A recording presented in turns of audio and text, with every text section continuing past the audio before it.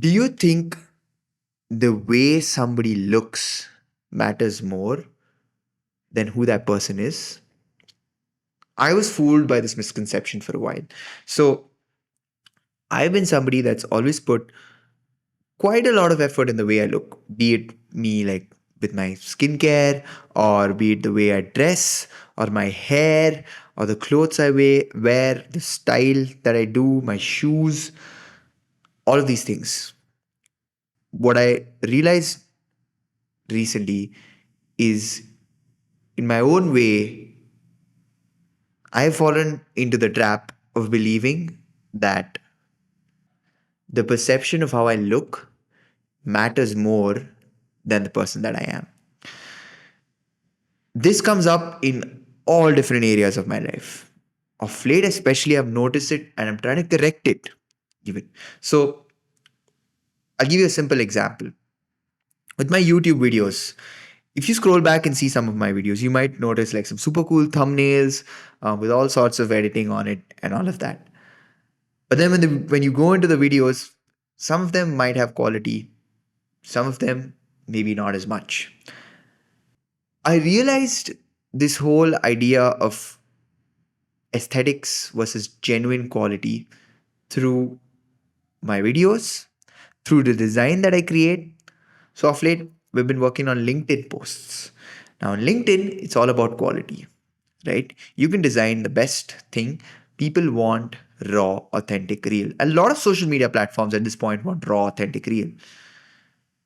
So then what's in the post really matters. That means the words. Now, in my case, it was easy to learn aesthetics for me. I feel like I have a decent or maybe some sort of natural understanding of how aesthetics works to some extent, obviously. And because of that, I thought, okay, I don't have to work on copywriting skills. I don't have to learn how to write well. I don't have to learn what makes like words interesting or how to use lesser words to deliver something. I'm still struggling with that. So it made me rethink that, okay, look, does the design of my post really matter as much versus what's in it? So it's sort of this dangerous cycle of a world where you're living in this high signal to noise ratio. Now, signal to noise ratio is basically this concept where it's used in audio, if I'm not wrong. And if there's a signal, the amount of noise in it should be lesser. So, in terms of humans, it's like, what are you trying to put out there versus the frequency you're actually vibrating at? Now, when perception becomes greater than reality, it's all about your perceived value. What is this person like on the outside? On the inside, they can be the most rotten person, the most messed up, toxic, drugs, fucked in the head. From the outside, they have the hair well done, they have a proper, fit, they look smart, they're fit. That's perception. And I was deceived by that for a long time. Now, another reason why perfection trap just sort of automatically or naturally comes up, in at least my life it did, was because it was easy to achieve this perception than the actual quality. So what I'm trying to say is quality basically takes work. All right. Tomorrow, if I were to dress up, style my hair real nice, wear a good shirt, good pants, good shoes, look real smart, I'm going to look like a person that's sorted, right? But the actual work it takes to become a person that's sorted is a lot more. You need to be like self-aware. You need to be nice to people, genuinely nice to people. You need to have a good heart, right? You need to care about yourself genuinely, not in a toxic way. So again, like I said, this came through in everything that I did. With YouTube, it is like design the perfect thumbnail. Your video, the content, what you're saying doesn't matter as long as people click on it. But that's where the actual work goes. And it's an iterative process, right? Weirdly, I also feel like I fooled myself thinking that this actual quality is something that just like, people naturally have it. And if you don't have it. I spoke about this in my previous video with sales also. It's the same. A lot of these ideas are very interlinked with each other. They're parallel in their own sort of ways. Genuine quality is an iterative process. Maybe some people have it more than others, and maybe they're lucky to have a little bit more of it, a little bit here, a little bit there. But genuine quality is developed through work. Now, how am I unlearning this? Right? It's a lot for a design student to unlearn this. I feel like it's a lot because, I mean, sure, design is an art of its own. I'm not saying that it's something that you can create something and just people perceive it as something crazy. But the problem is there's this constant argument in design, right? Form versus function. Does form matter more, like how the shape of something is, or does its functionality matter more, like the way you actually operate it? So it's this huge argument that's constantly been out there for a long time. Now, being a design student, for a long time, I've inclined towards the form of things. Okay.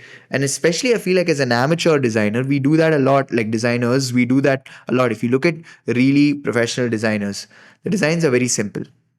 It's minimal. It has the simplest elements, but it still delivers profoundly more greater value than what a rookie designer does with like hundreds of things in it, with clutter. Basically, it's noise, right? It again comes back to that signal to noise ratio. An experienced designer knows exactly what the focus is, and they're only selling that. A rookie designer, too much noise, put everything, सब कुछ डालो venture this में, put this element, put that element, highlight, drop shadow. And I was doing that with a lot of my videos in the past. So to really unlearn things, I am just observing things that are built simply but work. For example, with YouTube, Alex Hermosi videos. Okay. His videos, his books, they're a gold mine if you're somebody that believes that design and aesthetics matter. In fact, just the other day, I saw one of his and Leila Hermosi's thumbnail. And it's just them both sitting like this with a green screen in the background. And that video had like 500,000 views. Now, sure, maybe they've gained all this momentum and traction now, and that's why it's getting the views that they do get. But if you really look at Alex Hermosi's videos, even in the past, his videos are just like him sitting on his table, talking in front of his camera. Genuine value. That's what he delivered. I don't remember seeing his thumbnails and stuff from the past, but it's just genuine value that he's delivering. So just being observant. See, the thing with creativity is, at least for me, what I've realized is creativity is not something new and original that you build like, and it's the craziest thing in the world. Creativity is taking like 100 different ideas and making it your own. As simple as that. So that same principle can be applied to unlearning this whole like idea of do more and put more and show more. What does it take to be a simple person? What does it take to create simple thumbnails? What does it create to create genuine quality over the aesthetical appeal of something? The good thing is, with quality, I feel like it's more measurable. So I'll give you a simple example. If I were to change specific words in a video that I upload, I know that that video might get much more traction than if I were to add more drop shadow to like my picture in the thumbnail of a video. More quantifiable. And maybe even the perceived value is genuinely more in that. Now, that perceived value is earned. It's not something that you could just get by fluke. So it's again not something that's just aesthetically appealing. Again, it's still the outer layer of things. But the idea is, with genuine quality, there's more data, I think, to back it up. I'm not too sure. This is an idea that I have, but in that scenario, it definitely works with the thumbnail and the title. Title change, boom, video can go viral. Thumbnail, you do tweaks, you do this, that, maybe not as much. Now, the good thing in this is, again, being the optimistic person that I am, I don't see the negative in all that I've done. To be honest, I was just curious. I was enjoying designing. I still enjoy designing. My thumbnails probably won't drop in quality, to be very honest, like in terms of the design. Maybe the wording will definitely be different because I'm focusing on that. But I enjoy doing it, so I'm just going to do it anyways. But with other things in life, unlearning is going to be crucial.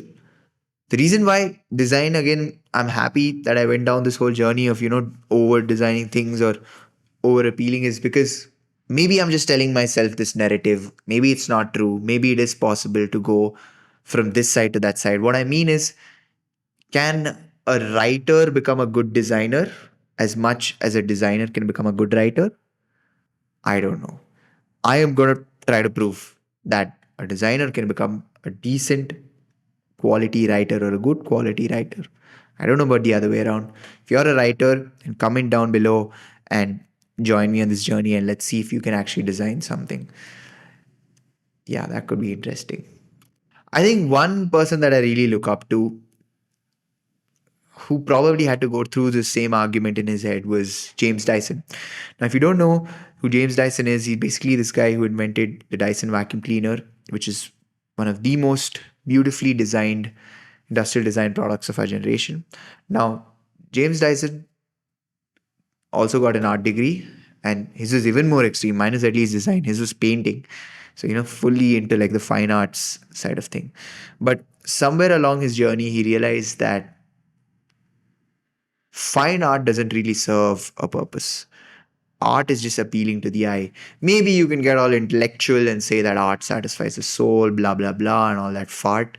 But the real reality is art is more emotional than logical and functional, right? Like putting a painting on a wall does not really impact how clean the wall could be or how much dust might land on the wall and make it dirty. A vacuum cleaner can. So that's one thing that I'm really, looking up to in a way where it's like in this transition phase, especially, it's like, sure, there's beauty, aesthetics in the way I look, in the way I speak, and all of that, but is there depth? Is there actual meaning? Now, to end things off, I'm just glad I learned the fundamentals of design. I've obviously not even scraped the surface of what it means to do good design. Fundamentals, though, and I'm going to do the same thing with actually developing quality. And quality is developed through work. So that's one of the fundamentals. I'm focusing on that right now. But that's about it for this video, guys. If you made it this far, good on you. The rest of our generation is busy doom scrolling out there and wasting away their time. But you and a few of us are actually able to sit and watch 20 plus minute videos. That's why these videos are so long. It's very intentional. It's part of a bigger plan. And good on you for being able to do it. I hope you gained some value from it. If you did, then share it to like minded individuals like you, because that's what this channel is about. And that's about it, guys. I hope you're able to see the beauty in quality, not just aesthetics. And until next time, bye.